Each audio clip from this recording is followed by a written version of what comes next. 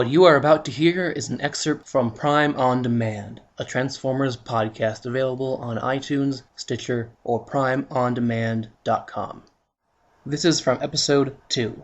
The topic for this episode, Marvel's The Transformers, issue number 1. This brings us to the main segment for this episode, a review of Transformers Classics Volume 1. In the last episode, I reviewed the then most recent release in the Transformers franchise, and for this episode, I thought it would be fitting to go in the opposite direction, to review the first release in the Transformers franchise. In 1984, while Hasbro was working on importing various toy lines that would all fall under the Transformers banner, they also decided to get 2 other projects up and running, a comic book series and a cartoon series. The comics were produced by Marvel Comics, while the cartoon was produced by Sunbow and Marvel Productions. Fun fact, legendary comic book author Denny O'Neil was assigned to name several characters, including coming up with the name Optimus Prime. Beyond that, there's a huge controversy of chicken and egg regarding the comics and the cartoons. Which company was assigned first? Did one of them try to rush their production process? Was one company stealing ideas from the other? Were they trying to work together? It's notoriously been a he said, she said argument among people who used to work on both. And honestly, I don't want to argue either side right now. All we know for a fact is that the comic book series premiered first. It came out before the cartoon, and it came out before the toy. The Transformers number 1 by Marvel Comics is the first product to ever be released in Transformers history. Now, this main series was originally supposed to just be a 4-issue miniseries, a promo comic, but it proved to be so popular that it was continued until issue number 80. It even had a few spin-offs, a crossover with G.I. Joe, a Headmasters miniseries, a Who's Who called Universe, and a loose adaptation of the animated movie. But we won't be getting into those today. Simultaneously, Marvel UK would sometimes reprint these US stories, in addition to writing a lot of their own. The first, roughly 2/3 of the main US series was written by Bob Budiansky, and for the final third, they brought in Simon Furman, known at the time for writing large portions of the Marvel UK series. In my personal taste, the first year of the US series is written quite well. Then it kinda has its ups and downs for a while, then kicks back into gear with Furman's takeover. So, my favorite part of the series is the first year's worth. You can find these in back issue bins or on issue seller websites. The series was reprinted a while back in a series of graphic novels from Titan Publishing, which are all now out of print. Some of these have introductions written by the authors. Unfortunately, some issues were missing from this print set for various reasons. A little later, when comic publisher IDW got the Transformers license, they did a series of reprints called Classic Transformers. Some of these volumes are now out of print, and again, some issues, a completely different set of issues, were missing from this print run. More recently, however, IDW has gone on to do a second shot at the original Marvel series. This time, the volumes are called Transformers Classics, not to be confused with the reprint set called Classic Transformers. This time, their attempt and promise is to print the entire 80-issue run uninterrupted. So far, they have printed up through Volume 6 in this series, as well as Volume 5 in their reprint of the UK series, this being the first time either series has been reprinted in its entirety. Today, I'll be using Transformers Classics Volume 1 to review issues 1 through 12, the first year-plus run of Transformers storytelling, the first Transformers item ever produced. Let's get started. Looking at the paperback here, this is printed on not the slick paper, rather the softer, almost newspapery type of comic book paper. A lot of people lately seem to be against this kind of paper, but in my opinion, a series originally printed on slick paper should be reprinted on slick paper, and a series originally printed in the newspapery paper should be reprinted on the same quality of paper. I think it just adds to the effect of reading the book. Looking at some of the credit inside the front cover, digitally remastered by Digicore Studios Limited. The front cover features a great image of Optimus, drawn by legendary artist Guido Guidi, known for his longtime work in the Transformers franchise. This is a nice, heavy book, very much worth your money. Looking on the back here, I'll read the little blurb. The historic comic book roots of the Transformers are represented for maximum Cybertronian enjoyment. Collecting issues numbers 1 through 13 from the original run, including issue number 3 reprinted in its entirety, rejoin Optimus Prime and Megatron, and their competing factions as their war stretches across the cosmos. Freshly remastered and recolored, these stories are accompanied by an in-depth introduction as well as select issue notes by Mark W. Bellomo. Now, I won't be reading the introduction, but there is a snippet of it on the back here. From the introduction by Mark W. Bellomo. The writer's entire draft was scrapped, with the exception of a few lingering details that remained.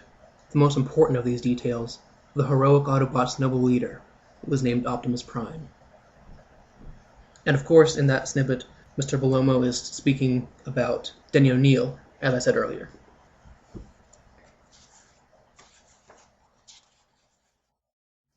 Getting into issue number 1. Look at that, it was only 75 cents back in the day. A cover date for September, but this was actually released on May 8, 1984. Across the top it says number 1 in a 4-issue limited series. That's cute. And this cover art, this strange cover art. One big thing noted throughout this series, and in a way something that's still going on today with a lot of promo art, mainly toy sale art, is these weird versions drawn of the characters. On the cover here, this Optimus appears nowhere else in Transformers fiction that I know of.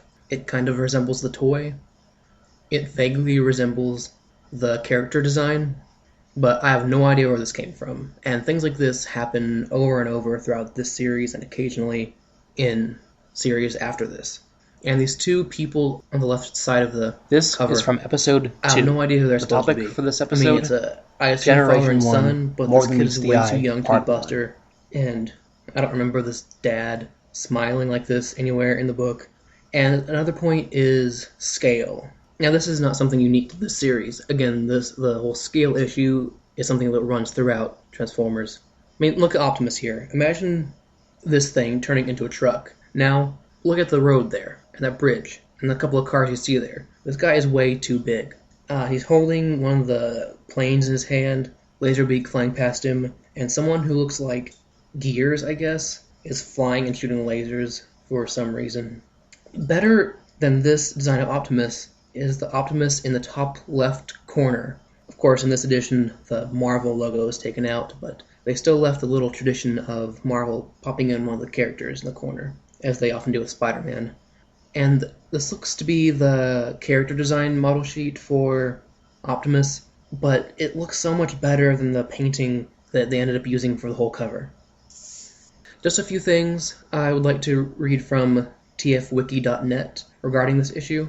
Again, the artwork uses early character designs for many characters. Many things in this issue and the rest of the series end up being miscolored, especially when you compare them to the character designs, the toys, even to the cartoon, or even on a panel-by-panel basis. After the part when the Autobots and Decepticons are reawakened, there seems to be a huge pile of unrepaired Transformers in the background, seemingly giving a transition between the massive fight scene and the smaller cast later in the issue. And finally, over the course of the series, some of this issue's early details will be retconned away or simply ignored. Now, that happened a lot in this series overall, especially regarding the Matrix, regarding the way life is brought to a new, still unsentient robot body. Many things were changed. Overall, the plot is consistent, the continuity, but the details, the pseudoscience, the way things work behind the scenes changes quite a bit. Now, as I said earlier, the plot consistency sometimes wavers, it has its ups and downs, but these 12 issues I really enjoy. Don't get me wrong, they do have their problems, but in a mix between oh that's cute and oh that's awesome, I really do enjoy these first 12 issues, as well as bits of the middle of the series and large portions of the latter third of the series. So, let's get into it. The issue opens in space, near the star Alpha Centauri, which, if I'm remembering correctly, is our closest star. So they're kind of trying to show that Cybertron is fairly close to Earth, close being relative terms. And again, the reasons they give for life showing up on this planet end up being changed later on. Here they say that it was evolved. One caption talks about naturally occurring gears, levers, and pulleys. And now this is the kind of thing that seems very, very silly. And of course they change it later on, and that's good. Although, recently I did read this new scientific article about this little bug. I'll have to try to find that article for you. It's this little bug who, inside of its leg, has tiny, tiny little gears. Scientists were unable to see this for a long time for various reasons. If I remember correctly, the gear is only present during the younger stages of the bug's lifetime. But I thought that was very interesting that we do, in fact, have naturally occurring gears here on Earth. At the beginning of the issue, there's peace. It looks like... the way they talk, it makes it sound like they do not yet have the ability to transform. They're just Cybertronians, not yet Transformers. And then the first recurring characters we come across are Megatron, Soundwave, and Ravage. And for some reason, Ravage can speak. Megatron's reasons for starting the war here are kind of ambiguous. It seems as though he hates peace. One thing I noticed is that, despite the rather kiddish plot, some of the vocabulary used in the script here is very adult. A lot of big words here that you wouldn't expect children to know. But I appreciated that. Some of the captions turn out very poetic here. And this panel shows the Decepticons giving themselves the ability to transform, doing major surgery to do that to their own bodies. And Megatron's first attack against the Autobots, and the war raging on, seemed to be so fierce that it knocked Cybertron out of orbit. I don't know how possible that is, but there you go. There you have it. And apparently, lives were taken by the billions until the population dwindled. And then eventually, the Autobots discovered this transforming technology and added it to their arsenal as well. And because of this, the inhabitants of Cybertron became known as the Transformers. And now here we have the staff box. Bill Manslow did the plot, Ralph Macchio did the script, Frank Springer pencils, Kim DeMolder inks, Hizens and Parker lettering, Nelson Yomtov coloring, Bob Budiansky editor, not yet writer, and of course Jim Shooter editor-in-chief of Marvel. Here we have the first appearance of Megatron's fusion cannon, and it seems as though Megatron wants to turn Cybertron into a giant war world. And the first mention of Iacon, and in the same panel, the first real appearance of Optimus Prime. It says, of all the Autobots, only he, wise and powerful, beyond understanding, was able to unite the scattered warriors into a fully effective fighting force. And at first here, he transforms into some kind of a tank, a fighting vehicle. The issue then says that the war raged for over 1,000 years. But then they find that the planet will soon come into an asteroid field. They call together a meeting of the Autobot Elders. I don't remember this Autobot Elders being mentioned ever since then. One of these elders, certainly not Alpha Trion, explains the situation to Optimus and someone who appears to be Prowl, but it's not entirely clear. Optimus says that he will take a team out into space and destroy the asteroid field, but that he knows the Decepticons will follow close by. And of course, no building is secure, and in the corner we see a Ravage spying on this meeting. The Autobots build a ship and dub it the Ark. We go back to the Decepticon base, which is called Castle Decepticon, not quite yet Darkmount. Ravage gives this information to Megatron, and Megatron decides they will indeed follow the Autobots into space. Megatron believes that by killing Optimus, he will demoralize the Autobots so much that they will simply surrender. We see the Autobots easily destroying the asteroid field, and then in the open hangar bay of the ship, Optimus gives a little speech to his troops, and in the background, out in space, we can clearly see Earth. This being 4 million years ago, I think we would instead see Pangea, but what we see here is North, Central, and South America. And Optimus, of course, mentions this lifeless third planet of the solar system. And Optimus mentions the fact that he wants to end the war, ending the mindless suffering that it has caused. He wants to make peace with the Decepticons. And as he says this, the Decepticons, of course, launch their attack on the Ark. By the way, no mention of the name Nemesis in this issue. The Autobots begin fighting back against the Decepticons, but, of course, the cons make their way on board. And the Autobots, being too weak after cleaning up the asteroid field are no match for the Decepticons. Prowl mentions to Optimus the fact that he believes there is no way they can make it out of the situation, and Optimus, sacrificing everyone on board for what seems to be the greater good, sets a course to crash the ship into Earth. And Optimus mentions the fact that he anticipated this attack from the Decepticons, and if that is the case, I don't understand why he didn't store more energy on board. It may be as simple as us humans not being able to just simply recharge ourselves by just eating a little bit. There's time involved with that, and I assume they cannot simply recharge themselves in an instant. And of course, in a shot that very closely resembles the cartoon, they crash into a mountain, the mountain covers them for 4 million years, and then it erupts. And the year, as stated by the inhabitants of the planet, is 1984. And the eruption reactivated the old systems, sending out the Sky Spy, which later in the issue they seem to call Auntie. It goes out and its systems are unable to detect the humans, the animals, the carbon-based life forms. It only sees mechanical and electronic-based life forms. It finds a plane, it finds some vehicles, like a stereo, a television set. It goes back to the Ark, hooks up to the computer, and begins repairing. Apparently, the databanks were damaged, and because of this, it no longer recognizes Decepticon and Autobot, but simply repairs everyone. In this version, we do not have, as in the cartoon, Starscream's ineptitude to think for the Autobots waking up. Megatron wakes up, Optimus wakes up. Again, apparently, some characters were left by the wayside. By characters, I mean stock background characters. But all the main cast from the cartoon, plus a few extras, wakes up here. And then there's a hideous 3-page spread of course you knows, of the characters saying each other's names and talking about themselves to introduce themselves to the audience. Of course, this is a huge advertising gimmick, and no one will argue that. There's no two ways about it. But the rest of the issue seems to skirt the whole advertising thing so well, but then this 3-page spread of characters talking about themselves seems so odd. We've already met Megatron, then we're introduced to Skywarp, Thundercracker, Starscream, Rumble, Frenzy, Soundwave, Ravage, Buzzsaw, and Laserbeak. Starscream, of course, is second-guessing Megatron throughout everything, asking, why don't we simply attack the Autobots now? And Megatron explains, both sides do not have the energy to fight, but rather that the planet they're on has many resources for the taking, and they should go out and take those while they have the chance.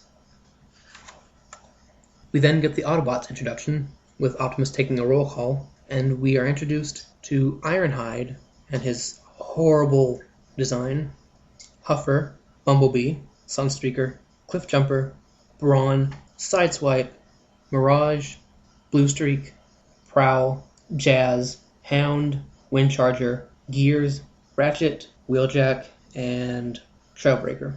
Ratchet, oddly, mentions the fact that he'd much rather be partying as opposed to fixing people up. Of course, that's Ratchet for you, the original party bot. Oh, and Optimus mentions the fact that they have all survived, so it seems that the casualties were all on the Decepticon side. Hooray.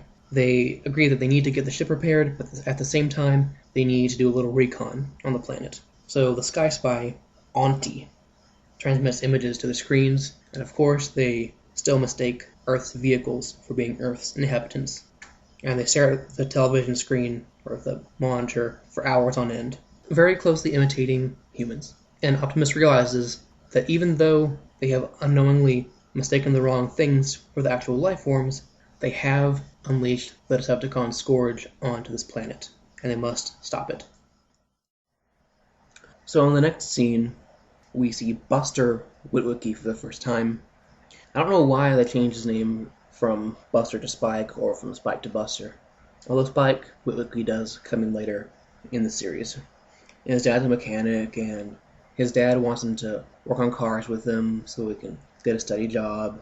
But unfortunately, Buster is too interested in reading books, and apparently books will not get you anywhere close to an education, and so his dad is disappointed by him reading these books. Kid gets home late, but the dad still lets him take the car out. And of course we get the obligatory scene where, look, there's no one driving these cars, with a squadron of Autobots speeding down a roadway, going out trying to learn something about these life forms, and they see a drive-in movie theater. They're confused at first, but they decide that it's some kind of religious ceremony. And Laserbeak sees them about to interact with some indigenous life forms, and reports back to Megatron, who of course gives the order to attack. And again, another scene about, oh look, there's no one driving these cars. And Buster and his girlfriend decided it'd be a good idea to make out in the car in front of their little friend here, because there's no way that's creepy at all for anyone involved. And Bumblebee inexplicably rams into the Wookiee car. And again, there's no one driving this car.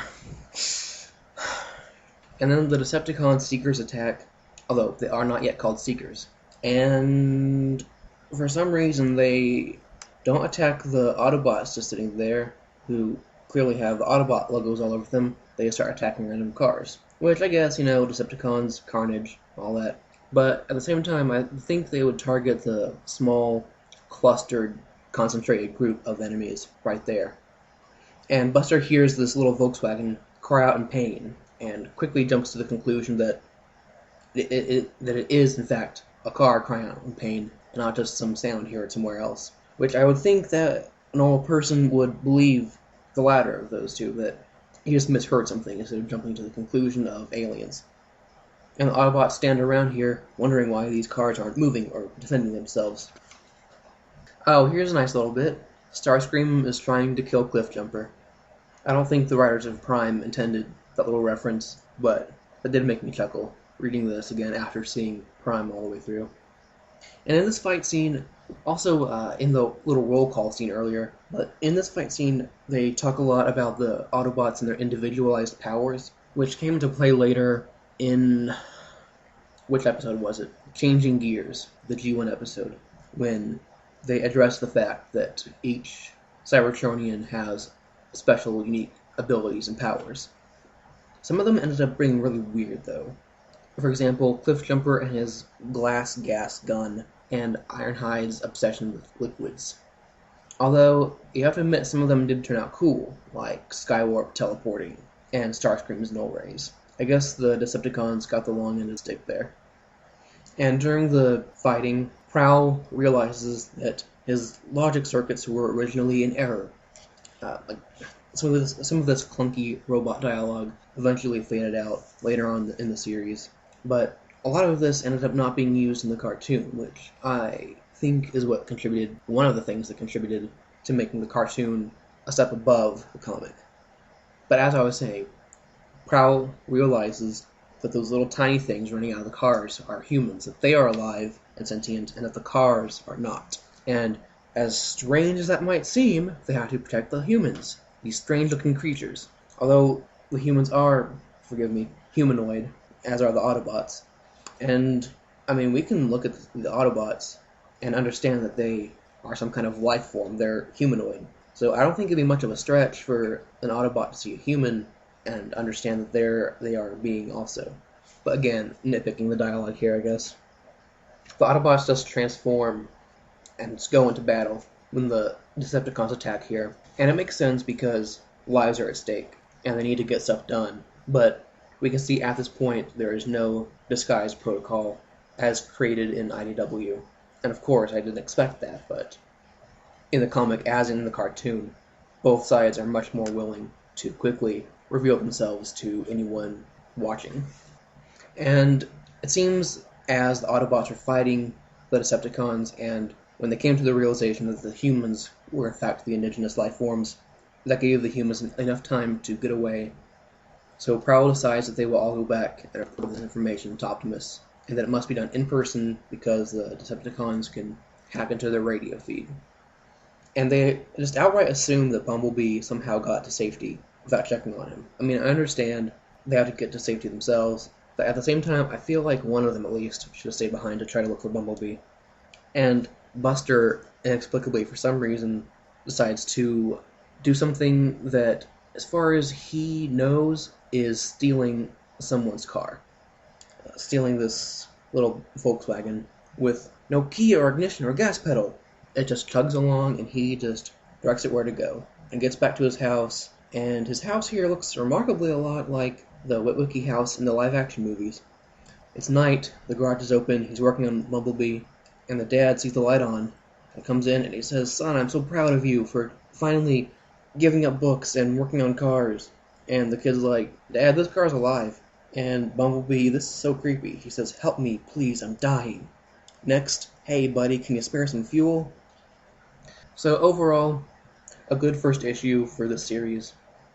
Definitely humble origins for what Transformers has become. And the Marvel comic series is definitely not the best comic that Transformers has ever put out, but as I said, I do enjoy these first 12 issues. And my main concerns with this issue were the plot is okay. The story is not as kidsy as I thought it was going to be before I read it. The only kind of concerns that I had, and again, this is nitpicking because this issue came out 29 years ago. We've already had much better comics since then. The only ways I wish they could have made it better in 1984 was the assumptions that certain characters make that ended up being true, but they had not enough information to make those conclusions. The weird pseudoscience, again, this is a sci-fi story, so there needs to be some pseudoscience, but the things they came up with were a little shaky to me. There were too many scenes of, there's no one driving those cars, for my taste. Maybe like one scene would have been fine with me. And of course, as I said earlier, there is far too much as you knows. And by that I mean, someone will come into an issue or an episode and the characters will say, "Well, as you know, we always do things this way," or "As you know, my name is Cliffjumper," that type of thing.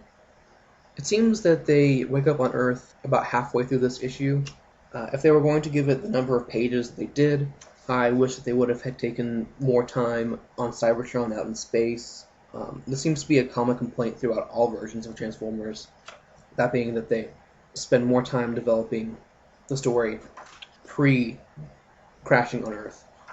When I was rereading this, I was surprised to see that they got to the humans so quickly. Not only did they establish the world of Transformers in this issue, but they got them out into space, crashed on Earth, woken up, and already meeting some of the humans. Already Bumblebee befriending kind of the Witwicky character, basically the Spike character.